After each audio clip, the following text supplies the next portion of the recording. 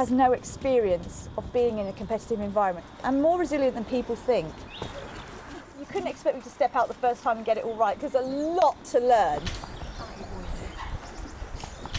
I'm very lucky to be able to naturally see a stride, and I think it's a rhythm more than anything, and maybe that's part of being an athlete as well. Maybe it's just a really good horse that makes me look good. I want to do myself justice and I want to do Pasha justice, but I'm very realistic about the expectations of what I could possibly achieve there. So I'm going to just do what I do it to the best of my ability, and we'll see what comes.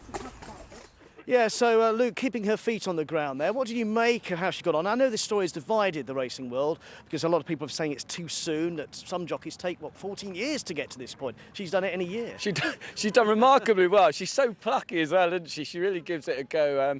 Look, I'd take my hat off to her. I won't. It's a bit cold this morning, but I think she's done really, really well in a short space of time, given, look, I've probably sat on a horse every day for the last 30, 40 years, you know, and it takes an eyefall off enough. So it shows you how hard it is.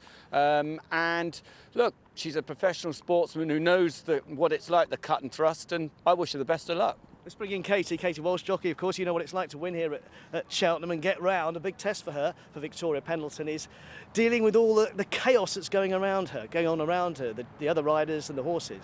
Yeah, you know, she'd be probably more nervous as the whole thing develops and builds up, but I suppose when she jumps off, all that will go, you know, but I think it's before that she probably will get a bit nervous. Yeah, what does it take then to get round? I mean, her gold medal, she says, if you like, is just getting to the winning post today. What does it take?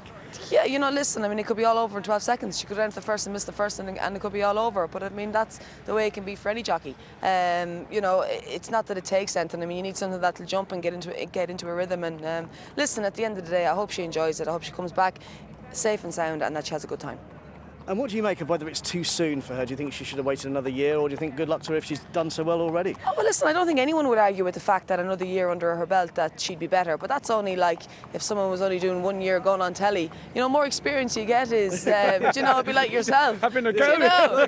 No, it's really, like, the more you do it, the better that you get, you know. So, but listen, I mean, she's after having a winner. If I was her, I would have done the same. She'd give it a go, it's no harm. Definitely. Let's talk about the Gold Cup then. What a week it's been for your brother Ruby, all those winners. Ireland's slightly ahead at the moment over Great Britain, but today on Cheltenham, I mean, what do you think of his chances? Who's the big rivals in this one? Yeah, you know, we're very lucky. It's a fantastic Gold Cup.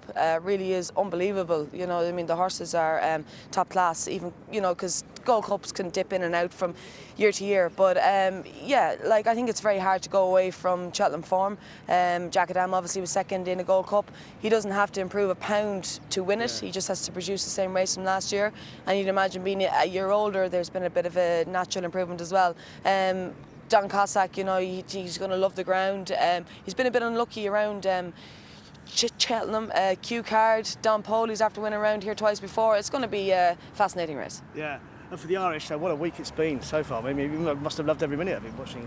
Yeah, brilliant. You know, fantastic for Ruby. You know, 51 or 2 winners. Yeah. You know, really is. It's amazing. It's great to be here to watch him and to be some way part of it, I suppose. I mean, I get a fantastic kick out of watching him, so I can't only believe the kick that he's getting out of it, being able to ride them.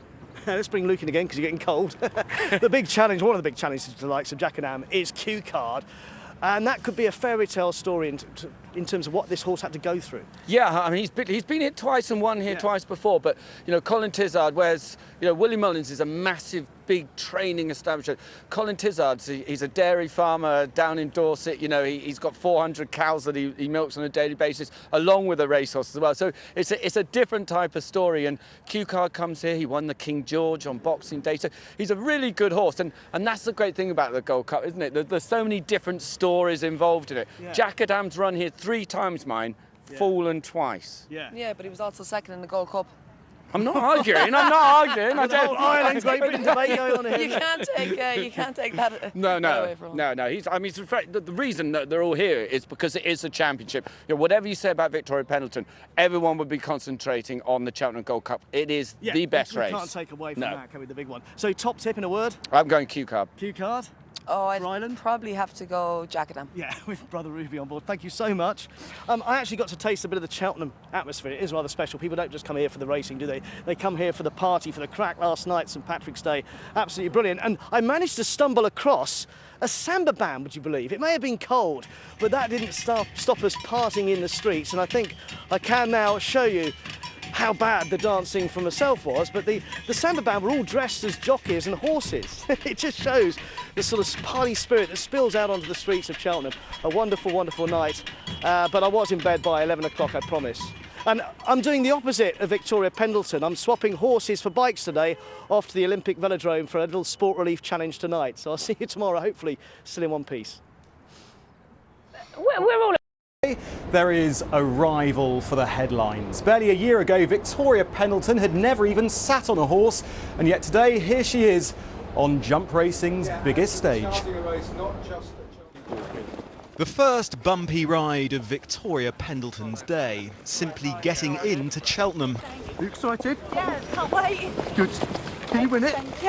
That slightly nervous laugh perhaps said it all. Her switch from 2 wheels to 4 hooves has been some journey, but she's never ridden such a long race over such high fences against such good rivals. The big stage, though, is what she loves. It doesn't faze me. In fact, I relish it because when you perform in front of a crowd of that size, it's very special. Cup, it would be some win both emotionally and financially.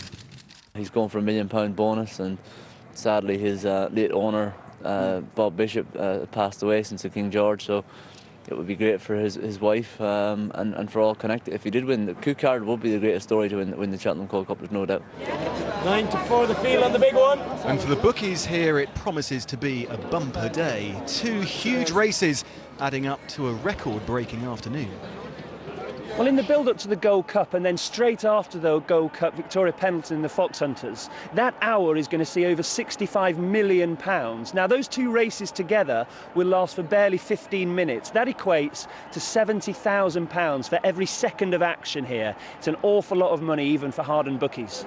Take a free picture with our statue today. For the fans here, then, it promises to be a photo-filled Friday. The Gold Cup and a gold medal winner. One afternoon, 2 star attractions.